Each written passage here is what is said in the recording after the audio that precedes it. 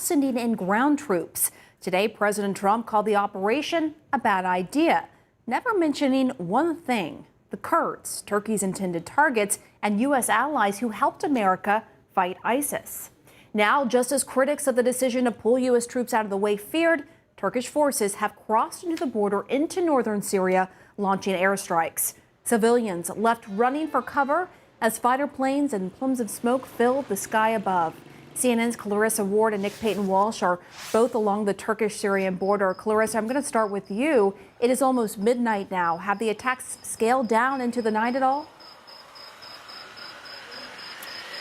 Well, no, essentially, Pam. We're just learning from the so-called Syrian Democratic Forces, largely made up of Kurdish fighters, that in fact it appears Turkish ground troops have been making a push into Syria. We are here in northern Syria, and I can tell you, Pam, it has been quite a day here, a steady stream of artillery and strikes, really starting in the late afternoon and pretty much continuing, not just in the town of Ras Al Ain that we visited earlier, where we could see the aftermath of strikes, thick plumes of black smoke, hundreds and hundreds and hundreds of civilians fleeing, the roads choked with traffic and smoke, people trying to get to safety but simply having no idea of where to go to be safe. And now, of course, the fear is that this is turning into a full-blown ground invasion. No one knows exactly, Pam, yet what the scale of it is, how many troops are coming in, what exactly their purpose is, or how long they will be here.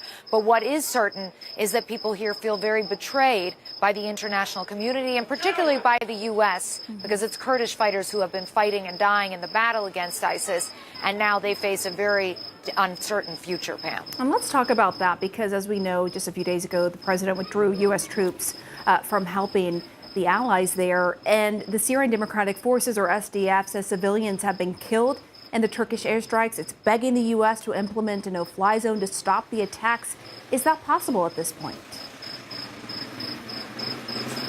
It doesn't appear to be. We've heard of Turkish airstrikes already today, Turkish artillery, and now we're hearing from a senior Turkish official who spoke to CNN's Christian Amanpour saying that President Trump knew exactly what was going to happen here, that President Erdogan of Turkey had been very transparent with him about what it was exactly that the Turkish military had in store. And people here are just sort of reeling, essentially, Pam, because believe it or not, they did actually have a moment where they believed, or at least hoped, that the U.S. might change its tune, might do an about-face, and might step in to sort of give the Kurds a stay of execution, if you will. Now that it's abundantly clear that that is not going to happen, they are, of course, looking to their other options, looking to the regime of Bashar al-Assad, looking to their backers in the form of Russia and Iran.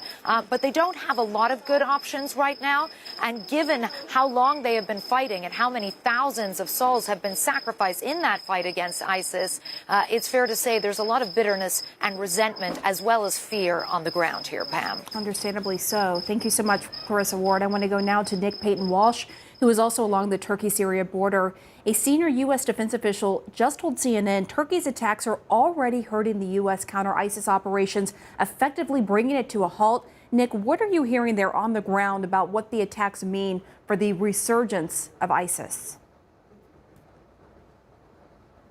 Well, there are two ways of looking at that. Firstly, they're the ISIS detainees. That's the urgent, pressing problem, because their fate, frankly, was a thorn in everybody's side, particularly the Syrian Kurds, who were struggling to hold them in the facilities they have, often makeshift. About 10,000 fighters held, 2,000 of those are not Syrian or Iraqi, so foreign fighters. And Donald Trump, one of the things he said back on Sunday was that Turkey had promised to take custody of those fighters. Now, that was far-fetched, frankly, back then. It's even more far-fetched when he suggested it again today. They are held by Syrian Kurds who would be under attack by Turkey. So somehow, amid that pitched battle, this handover of 2,000 or more of the most dangerous possible people on the planet would have to occur. That's one problem, certainly. The second is ISIS was created in a vacuum. That's how they came to be in the horrors of Syria's civil war, representing disenfranchised Syrian Sunnis who needed someone who perhaps to look out for them, however brutal they were. There'll be another vacuum now as the Syrian Kurds